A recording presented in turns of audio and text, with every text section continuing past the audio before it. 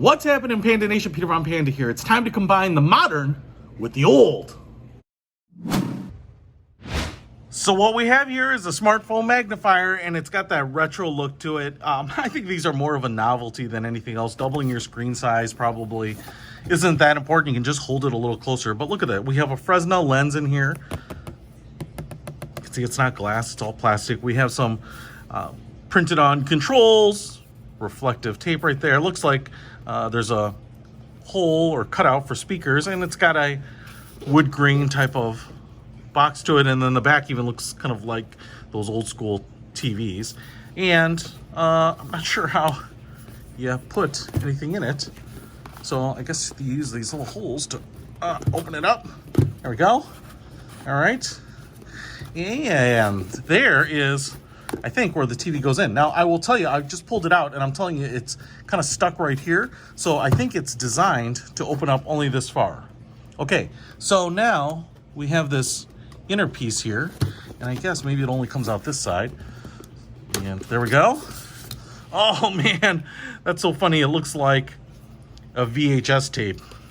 And then we have a tray, just a little plastic tray for your smartphone. Oh, there's something else in here too. It's like a plastic bag. It's a little sticky pad. I've used these in cars. Oh, and then little rubber feet for the bottom of the TV. So I'm going to put the phone back in here now, and I'm going to say you're going to have to start whatever you're going to want to play before you put it in there, because you can't get to the controls otherwise. And then I'm just going to slide this little bad boy back in here. There we go. Slightly finicky. And then boom, look at that. All right, I lowered my camera to get you the right angle. I would say that if I'm sitting at a table, I would like this thing tilted back a little bit. That's where those little rubber feet could probably work, or help particularly. But right now I've got the camera at a pretty low angle, and you can see there, it's like watching myself on an old vintage TV. These Fresnel lenses absolutely do work. They're a little janky though. I don't know that I'd want to sit here and watch a movie on it, but it does work. It's just kind of more funny. I could see using this thing as like a trade show thing. I would totally take it to trade shows, run like, you know, company videos or promotional videos on them, and having them sit on the table. It's just kind of like intriguing.